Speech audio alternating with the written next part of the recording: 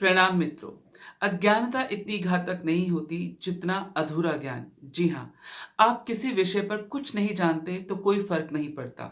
यदि आप किसी विषय को आधा अधूरा जानते हैं तो बहुत समस्या बनती है। जी हाँ, वह आपके लिए घातक हो सकता है, क्योंकि अधूरी जानकारी, अधूरा ज्ञान हमें भटकाता भी है और भरमाता भी है, जिसके चलते कई तरह के अंदाजे, आरोप, भ्रांतियां, धारणाएं और मान्यताएं जन्म लेने लगती हैं। ऐसा ही कुछ ओशो के साथ हुआ। लोगों ने बिना जाने या यूं कहो आधी अधूरी जानकारी के कारण उनके प्रति अपना एक नकारात्मक रवैया रखा। न केवल नकारात्मक रवैया रखा, बल्कि ऐसी कई सारी धारणाएं लगा ली या यूं कहो कई सारे आरोप उन पर लगा दिए। उन्हीं तमाम भ्रांतियों, धारणाओं या यूं कहे आरोप और गलतफहमियों में से एक गलतफहमी, एक धारणा या एक नकारात्मक सोच ओशो के प्रति यह भी है कि बहुत सारे लोग आज भी मानते हैं, सोचते हैं कि ओशो विवाह के पक्ष में नहीं थे।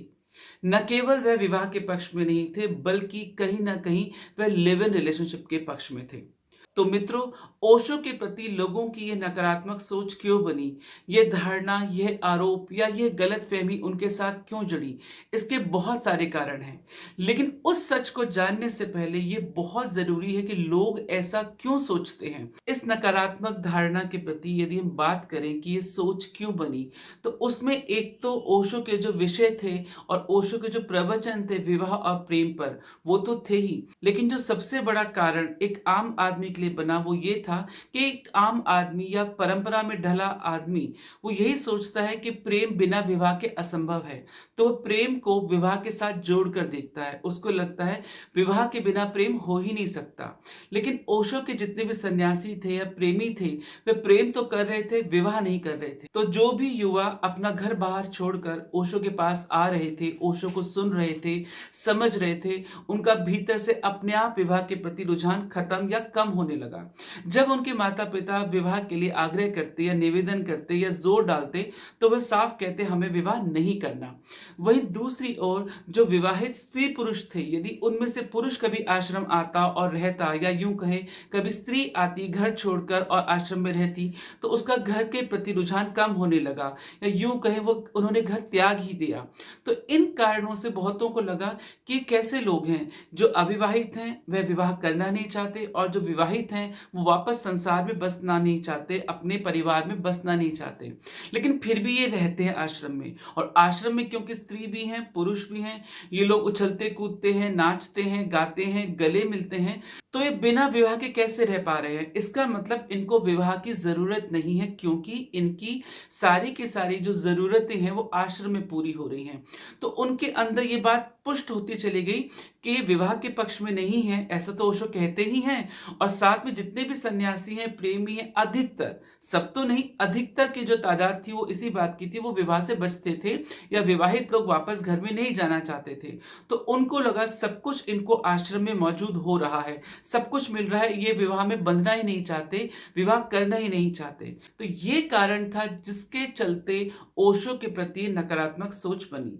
आइए अब जानते हैं कि आखिर ये जो सोच थी, ये जो गलत सोच थी, जो धारणा थी या ये जो आरोप है, इसके पीछे का सत्य क्या है? क्या वास्तव में ओशो विवाह के पक्ष में नहीं थे, लिव इन रिलेशनशिप के पक्ष में थे? आइए जानते हैं इसके बारे में, इसके पीछे का सत्य। इस विषय पर ओशो की बात करें तो ओशो ना तो विवाह के पक्ष में थे, ना ही विवाह के विपक्ष में। ओशो पूर्ण तौर पर प्रेम के पक्ष में थे। ओशो कहते थे कि यदि प्रेम नहीं है तो ऐसा विवाह किसी काम का नहीं। बिना प्रेम के विवाह को ओशो जड़ से खारिज करते थे।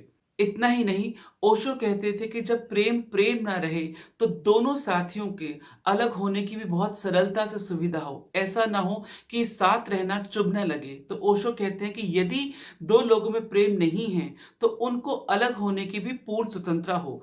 तो वहीं दूसरी ओर यह भी कहा कि बार बार पार्टनर बदलने से तुम प्रेम की गहराई में नहीं जा पाओगे। तो ओशो ने ना तो पार्टनर बदलने के लिए कहा, ना ही एक के साथ हमेशा रहने के लिए कहा। ओशो ने कहा प्रेम तुम्हारे लिए जरूरी है। यदि तुम विवाह करते हो तो विवाह तुम्हारी अपनी प्यास, अपनी भूख होनी चाहिए, और नहीं करते तो ये भी तुम्हारा ही अपना निर्णय होना चाहिए। तो विवाह करना ना करना तुम्हारी ज़रूरत, तुम्हारा निर्णय, तुम्हारा फैसला हो। ये इसलिए ना हो क्योंकि परंपरा कहती है, ये इसलिए ना हो क्योंकि परिवार कहता है, समाज कहता है और आपके पूर्वज कहते हैं। ओशो कहते हैं सालों से, युगों से हम विवाह इसलिए करते आ रहे थे, और उसका हश्र क्या हुआ? झगड़ा, आपसी तंगी या मनमुटाव। यदि किसी पति पत्नी के बीच में प्रेम होगा और वास्तव में वो प्रेम है, तो वह प्रेम कभी मिट ही नहीं सकता। ओशो तो यहाँ तक कहते थे, यदि तुम किसी व्यक्ति के प्रति वास्तविक प्रेम में हो तो तुम उससे चाहकर भी अलग नहीं हो सकते, और यदि वह वास्तविक प्रेम है तो तुम्हें अलग होना ही नहीं चाहिए। वहीं दूसरी ओर, यदि तुम किसी के साथ रह रहे हो तो रहने का मतलब ये नहीं कि तुम उसके मालिक बन जाओ, उस पर कब्जा कर लो, उस पर नियंत्रण कर लो। लेकिन हम सदियों से ही करते आए हैं, दूसरे पर अंकुश लगाते आए हैं। तो ओशो कहते हैं कि इसको बांध के रखने से अच्छा है, उसके साथ बार बार गाली गलौज करने से अच्छा है कि आप उसको भी अलग होने दो, खुद भी अलग हो जाओ। बल्कि अलग होना सरल होना चाहिए। हमारे देश में विवाह तो सरलता से हो जाता है, लेकिन विच्छेद यानी तलाक, डिवोर्स होने में हम बहुत मुश्किलात खड़ी करते हैं। ओशो कहते हैं विवाह करने से पहले हमें लड़के लड़कियों को सोचने के लिए 100 बार मजबूर करना चाहिए ताकि वो सोच सके।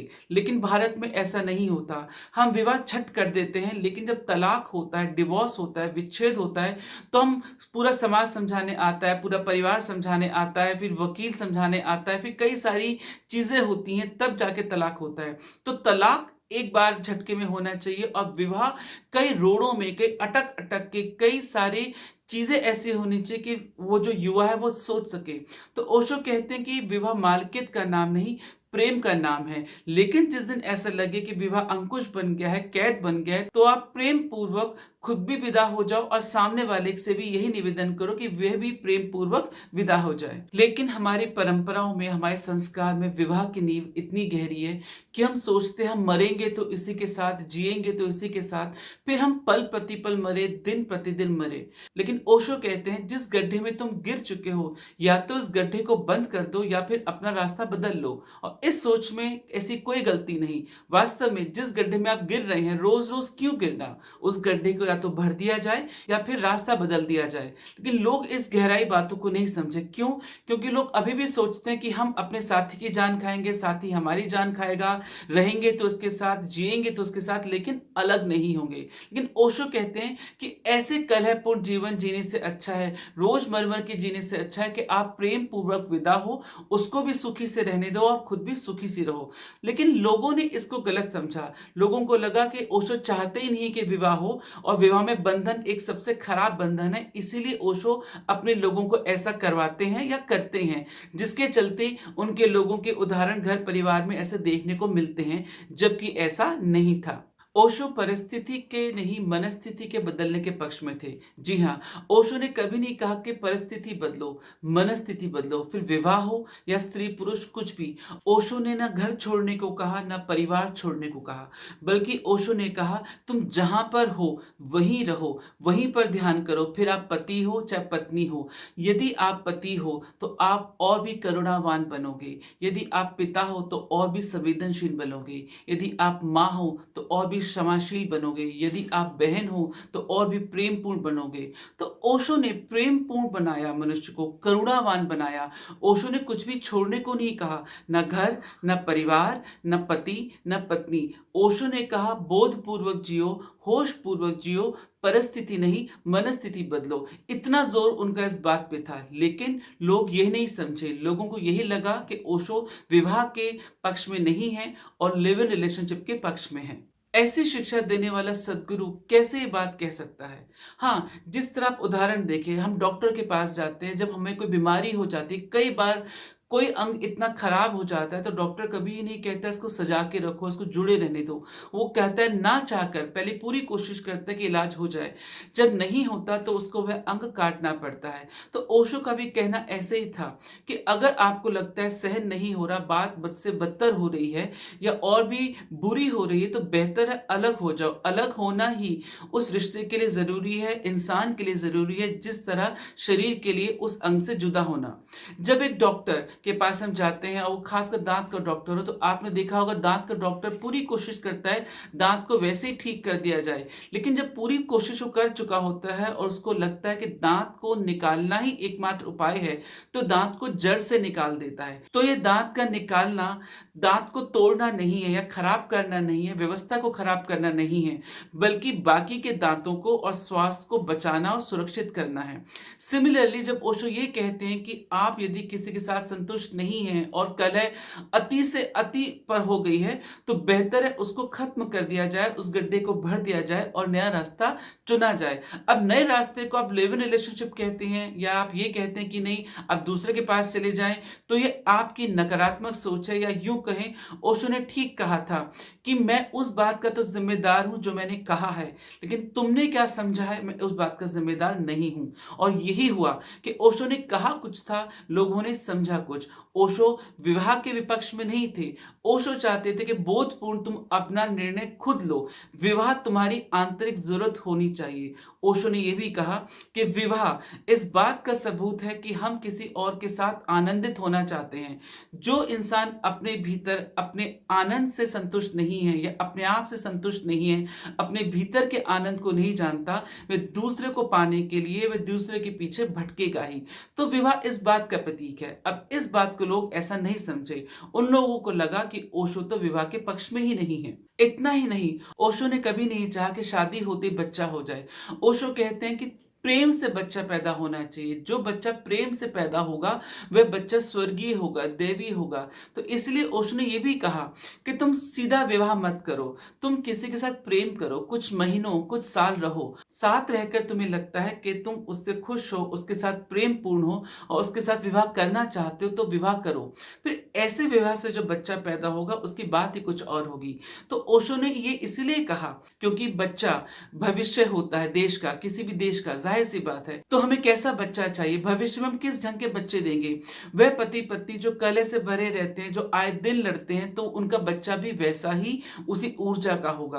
तो ये बहुत जरूरी है पति पत्नी के बीच में प्रेम हो, तो बच्चा जो हो वो प्रेम का प्रतीक हो, प्रसाद के जैसा हो। ये नहीं कि विवाह सदियों से चली आ रही है और इसीलिए हमें बच्चा पैदा करना है क्योंकि वो वंश बढ़ाता है, फिर चाहे पति पत्नी में प्रेम हो चाहे ना हो। इसलिए ओशो ने इस बात पे जोर दिया कि विवाह से पहले तुम प्रेम करो, अवश्य करो, और साथी के साथ रहकर देखो, जीकर देखो। तुम्हें वह लगता है कि तुम्हारे बीच में वो सौहार्द, वह प्रेम पनप रहा है, तो तुम आपस में विवाह तभी करो और फिर तभी बच्चे को इस धरती पर लेकर आओ। ओशो ने जब यह कहा तो लोगों को समझ में नहीं आया, लोग ओशो के खिलाफ हो गए। ये वो समय था जब पत्नी पति के कभी भी साथ नहीं चलती थी। जी हाँ, समाज में पत्नियां पति के पीछे चलती थी। तो जब ऐसा वक्त रहा हो तो क्यों नहीं लोग ओशो को गलत समझेंगे। उस समय तलाक तक को लोग गलत समझते थे। तलाक तो बहुत दूर की बात है, अगर किसी की सगाई टूट जाए तो वह भी लोगों के लिए एक चर्चा का विषय बन जाता था। उस पर ओशो को ऐसा कहना तो बवाल तो होना ही था। इतना ही नहीं, जब ओशो साथी बदलने के लिए कहते थे तो साथी बदलने का मतलब वो इसलिए नहीं कहते थे क्योंकि जब ओशो के पास बहुत सारे लोग आते थे और कहते थे मैं इसके साथ खुश नहीं हूँ, मैं उसके साथ खुश नहीं हूँ, इसके साथ जीवन नहीं चल रहा, फिर वो कोई भी हो, स्त्री हो पुरुष, तो ओशो बहुत समझाते थे कि तुम अपने भीतर उतरो, अपने आप को जानो। तुम जब भी किसी के पास जाओगे, तुम चाहे कितने भी साथी बदल लो, तुम्हें दुखी होगा। तो लोग जब ये नहीं समझ पाते थे तो ओशो कहते थे कि ठीक है, तुम साथी बदल के देखो और तुम पाओगे, तुम जिसको भी साथी चुनोगे कुछ दिन तुम्हें अच्छा लगेगा, कुछ सालों अच्छा लगेगा, और तुम फिर उसमें भी कमियां ढूंढ लोगे और कलह पैदा होगी। फिर तुम किसी साथी को बदलोगे, अपने अनुसार प्यार करोगे, फिर उसको अंदर कलह पैदा होगी। तो ओशो ये कह रहे थे कि यदि तुम्हें मेरी बात समझ में नहीं आती तो तुम साथी बदल के देख लो और तुम पाओगे कि सुख बाहर नहीं है। सुख यदि कहीं है तो वह खुद में ही है, प्रेम यदि कहीं है तो खुद में ही है। उसके लिए ध्यान में उतरो। तो यदि ओशो ने कहीं पर ऐसा कहा तो वो इस सूरत में कहा और उन लोगों को कहा जो लोग अपने साथी से संतुष्ट नहीं थे, खुश नहीं थे, और उनको लगता था कि शायद यदि वे साथी बदल लेंगे तो सुखी हो जाएंगे।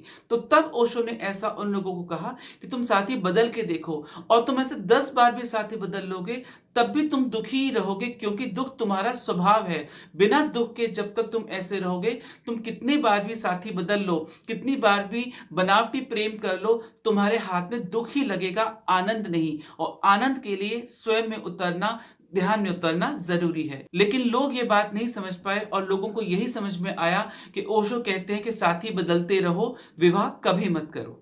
आशा है आपको इस विषय से जुड़ी भ्रांतियां या लगे आरोप के पीछे जो सच्चाई है वह समझ आई होगी।